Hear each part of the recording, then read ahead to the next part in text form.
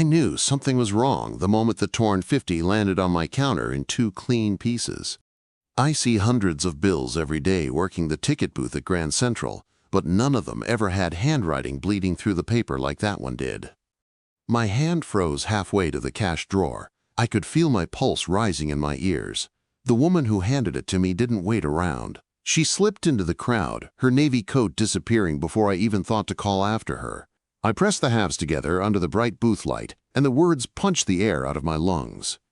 Bomb on train. Betrayal. Don't board. I stared at that message while the world outside stayed loud and normal. People rushed for trains. Tourists took photos of the ceiling. Announcements echoed across marble walls. Life moved. But I felt like someone had grabbed the ground beneath me and shifted it sideways. This message wasn't for me. I knew it instantly, and I knew exactly who it was for. Every Tuesday at 2:47 p.m. he came to my window. Dorian Maddox. That name lived in my head long before today. I had read it from the black metal credit card he once used. The kind of card that felt colder and heavier than plastic should. A card that whispered danger without saying a word. He never smiled, never chatted, never checked his phone. He just looked at the world with these cold gray eyes, like he was always 10 steps ahead of everyone else. His suits were tailored, his shoes polished enough to reflect faces, and his presence made people shift out of his way without realizing why. And today, at 2:47, he was going to walk right up to me again. My heart thudded hard as I checked the clock on the wall. 2:46 p.m., 1 minute. 1 minute to decide whether to save his life or save my own. My fingers curled around the torn bill. The paper felt warm, like the fear of the woman who had handed it to me lingered in the fibers. Passengers crowded the hall with their usual impatience, but the world felt muffled, distant, like I was underwater. Then the crowd shifted, and he appeared. Dorian walked toward me with calm, controlled steps. People moved aside for him without knowing why. That always happened. He carried energy with him, something heavy and sharp, something that made the air change when he entered a room. His hand went into his jacket. My breath hitched. But he only pulled out crisp bills. He stopped at my window. For the first time in 3 years, his eyes met mine and stayed there. And something in his expression changed. Just a flicker, but enough for me to know he saw my fear. "1 ticket for the 3:15 Express," he said. His voice was low, steady, the kind of voice that made you want to obey without thinking. My hand shook as I took his money. I scanned the bills, pretended everything was normal. The printer clicked in Word. The ticket slid out. My mind raced. If I didn't give him the torn bill, he would board the train. And if the message was true, he would die. Dozens would die. But if I did give it to him, he might think I was threatening him. Men like him didn't respond well to threats. Men like him didn't even let fear sit near them. The ticket lay on the counter, and before courage could leave me, I set the torn 50 on top of it. Our eyes locked again. I silently begged him to understand, to read it, to not think I was insane. He glanced down once. His jaw tightened. He didn't react beyond that, but I knew he felt it. The danger, the meaning, the urgency. He slipped the bill and the ticket into his jacket with movements so smooth they barely registered as anything unusual. But when he looked back at me, his gaze was sharper, focused, alive in a way that made my stomach twist. "Thank you," he said. 2 simple words, but they felt heavy, like he wasn't thanking me for the ticket. He turned and walked away, not toward the platform, but toward the east corridor. I exhaled for the first time in what felt like minutes, gripping the edge of my counter as the world resumed around me, unaware that anything had happened. I kept selling tickets. I kept answering questions. I kept pretending to breathe normally. Minutes later, Dorian reappeared, not at my booth but near the station master's office. He spoke to him. The man's expression changed from annoyed to startled. Transit police arrived. They moved quietly, efficiently, purposefully. The departure board flickered. 3:15. Express, delayed, Mechanical inspection. Passengers groaned. I swallowed hard. They had found something. Dorian stood near the kiosk, phone pressed to his ear, eyes sweeping the room like a hunter searching for a wounded animal.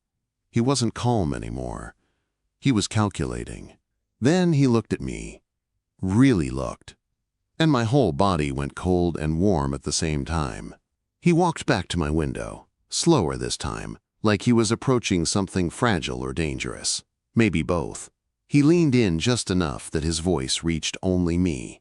"The terminal closes at midnight," he said. "Meet me at the Oyster Bar downstairs at 12:15. Come alone, tell no one.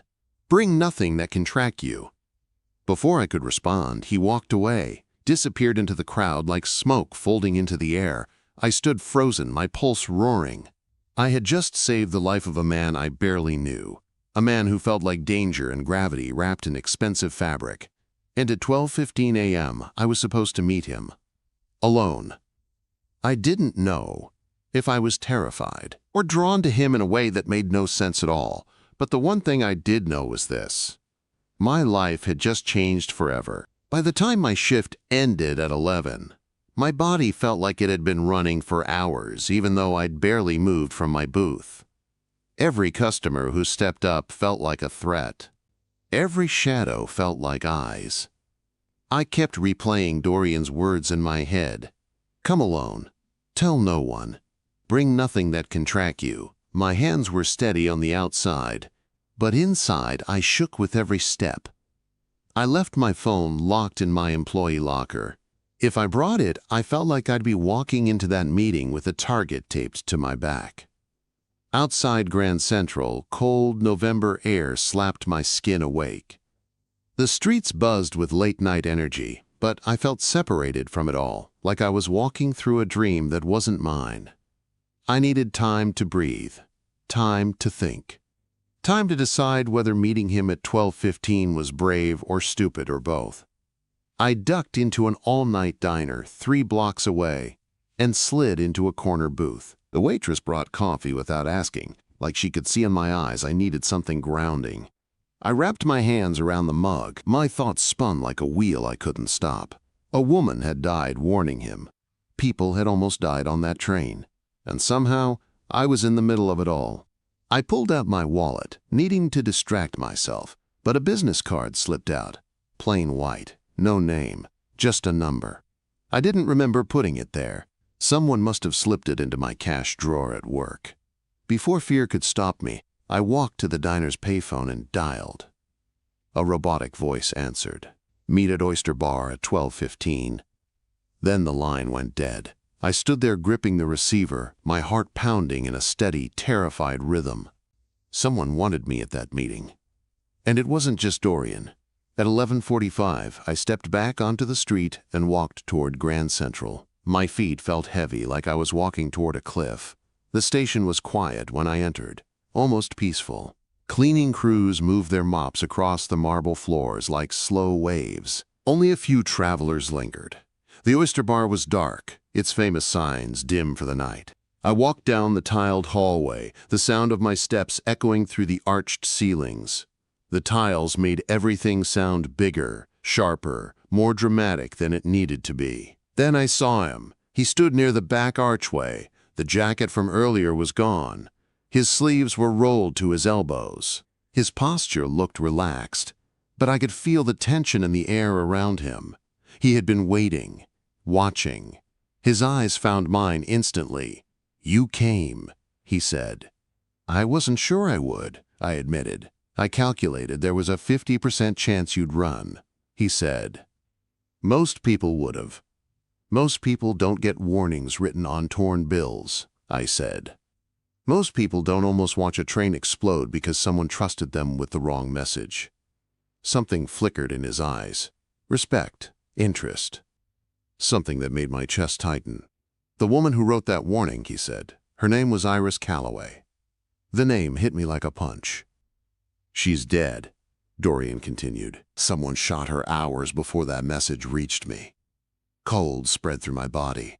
"She died trying to warn you," I whispered. "She died because she knew too much."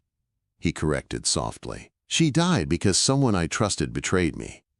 I stared at the floor, trying to absorb the weight of what he was saying. 3 people had died today. And the only reason I was alive was because the right woman had approached the right ticket window at the right moment. "Why me?" I asked. She didn't know me. Dorian moved closer, not touching distance, but near enough that I felt the heat of him. "She chose you because you were invisible," he said. "Someone no one would look at twice. Someone safe for a message to pass through." "Convenient, then," I said, my voice tight. "Just a body to carry a warning." "No," he said quietly. "Strategic." There was something in his tone, something that felt like an apology disguised as an explanation. He reached into his pocket and took out his phone. He showed me photos, surveillance images of the bomb, of the warning, of the people who had passed the torn bill along. My stomach twisted. "You're telling me all this because I'm already involved," I said. "Because Iris trusted me. Because whoever killed her might have seen that handoff." "Exactly. And that means I'm in danger." "Yes," he said. "You are."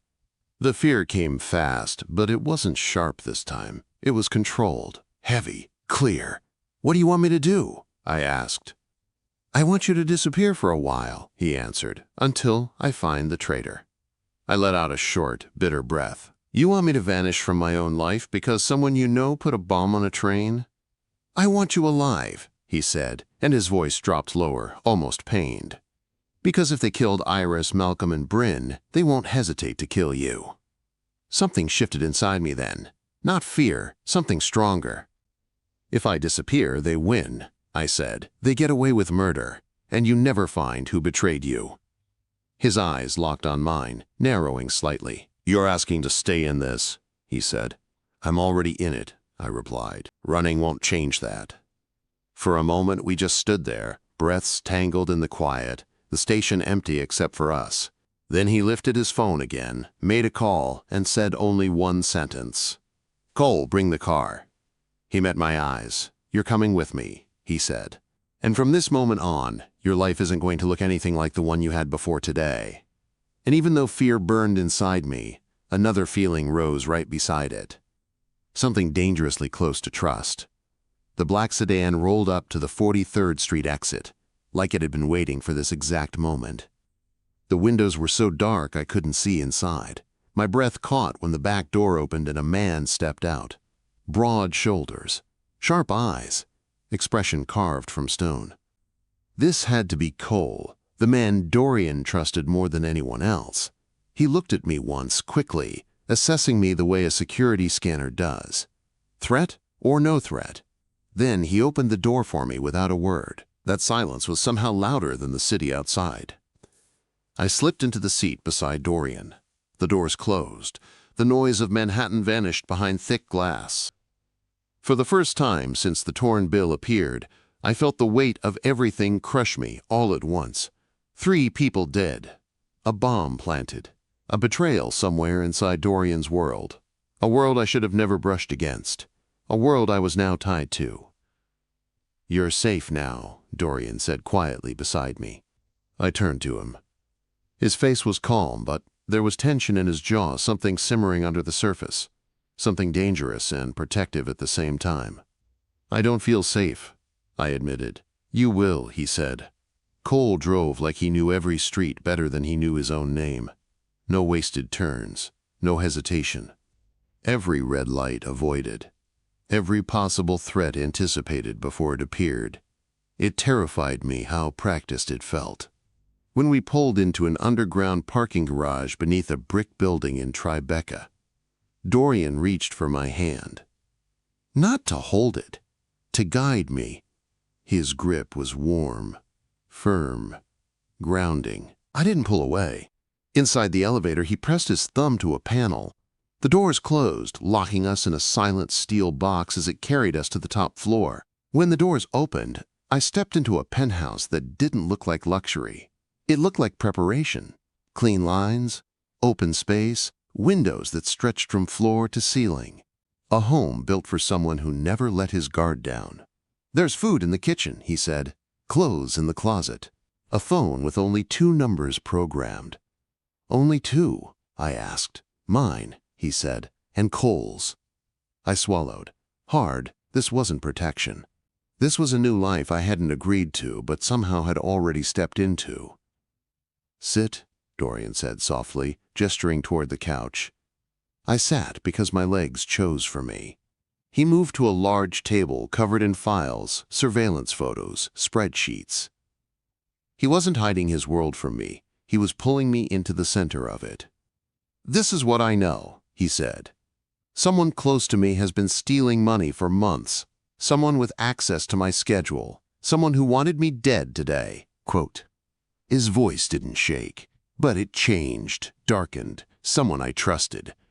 I watched him flip through files, his movements sharp, controlled. He looked like a man who carried the weight of 10 worlds but refused to let a single one fall. "Whoever planted that bomb will try again," he said, "and they will look for you too." My throat tightened. "Because I helped you," I said. "No," he said, turning toward me. "Because you did the right thing when others would have walked away. And people like that are dangerous to men who want me dead." I didn't know whether to feel honored or terrified, maybe both. Before I could respond, Cole came out of a hallway, carrying a tablet. "You need to see this," he said. Dorian took it. His eyes narrowed. "What is it?" I asked. He turned the screen toward me. It was Grand Central footage. I saw myself at my booth, the woman in the navy coat approaching. Bryn, the assistant who had been killed. Her hand shaking, the torn bill, the fear in her eyes. And then Cole froze the frame. A reflection in the glass of my booth. A man standing on the upper level, watching Bryn with the hunger of a predator. "Kieran Graves," Dorian said. "My head of East Coast operations." Dorian's voice shifted again. I heard steel in it. He knew about the warning. "Why didn't he stop her then?" I asked. Dorian's eyes flicked to mine with something like surprise and respect. "He couldn't," he said. "Stopping her would expose that he already knew. He needed to look innocent. So he let the warning reach you," I whispered, "to protect himself while still hoping the bomb would kill you." "Exactly." My stomach twisted. Before I could catch my breath, Cole's tablet buzzed. He read the message. "Kieran just left his apartment," Cole said. "3 armed men with him. They're heading downtown." Silence filled the penthouse. Not empty silence. Heavy, waiting, sharp. Dorian set down the tablet and walked to a hidden panel on the wall. He pressed his hand to it. It opened to reveal a safe filled with weapons. He picked a gun with the same ease someone else picks up a toothbrush. "We're leaving," he said. Right now, he knows too much. No. The word left my mouth before I even meant it to. Both men turned to me. Fear tightened my lungs, but something stronger pushed through it. "If you run now," I said, "you lose. He'll disappear and you'll spend months chasing him." Dorian stepped closer. His presence felt like a storm, dangerous, powerful, impossible to ignore. "You're asking me to let him come here," he said, "to use this penthouse as a battlefield." "I'm asking you to end this," I said. "Tonight." Cole looked between us, recognizing something shifting, something neither of us had planned. "She's right," Cole said. "If we leave, we lose the advantage." Dorian didn't move for a long moment. His eyes locked on mine. I felt the weight of that stare all the way to my bones. "Fine," he said quietly. "You're going to the panic room." He pointed to a hallway. "You're not leaving it until I come for you, do you understand?" I nodded, but I didn't look away. For a moment, neither did he. Then he said something that made my heart flip in a way I didn't expect. "I don't lose people who help me," he said. "Not ever." I had no idea what that meant, but I knew I wasn't ready to walk away from him. Not now, not after everything. Cole led me down a short hallway toward what looked like an ordinary closet. But when he pressed his thumb to a hidden panel, the door unlocked with a heavy metallic click. Inside was a room lined with steel walls, ventilation grates, a small desk, a chair, and a wall of security monitors. It felt less like a safe room and more like a bunker, cold, quiet, and terrifyingly real. "You stay here," Cole said. His voice was calm, but firm. No matter what you see on these screens, you don't open that door unless Dorian comes himself. And if someone else tries to open it, quote, Cole opened a drawer on the desk. Inside was a gun, smaller than the one Dorian carried, but still heavy and cold, even in the drawer. You use that, he said. Aim for the center. You'll only get one chance. My stomach twisted, but I nodded. Cole gave me one last look. Quick, assessing, almost respectful. And then he closed the door. The lock engaged with a thud. I was alone. The monitors flickered. Each screen showed a different angle of the penthouse and the street below. I could see Dorian moving through the space with calm, practiced precision. Not frantic, not angry, focused, controlled, ready. On another screen, I watched Cole position himself near the hallway to the bedrooms. He moved like he'd done this 100 times. Then the outside street camera caught movement. A black SUV pulled up 2 buildings away. 4 men stepped out. One of them was Kieran. Even on the grainy screen, I could see the shift in his expression, pride, greed, and something darker. He walked toward the building like he owned it, like he had already won. My chest tightened. I should have been shaking. I should have been sobbing. I should have been begging for help. But instead, something in me turned sharp, clear, focused. Maybe it was fear. Maybe it was adrenaline. Maybe it was knowing that if I hadn't given Dorian that torn bill, he would be dead right now. The elevator footage came on. The doors opened. Kieran stepped into the penthouse with 3 armed men behind him. Dorian, he called out, we need to talk. Dorian stepped out from behind the kitchen island. He held his gun low but steady. He looked like a storm waiting for lightning. The bomb, Dorian said. That was you? Kieran smiled. You weren't supposed to find out so soon. And Iris? Dorian asked, voice steady. Malcolm?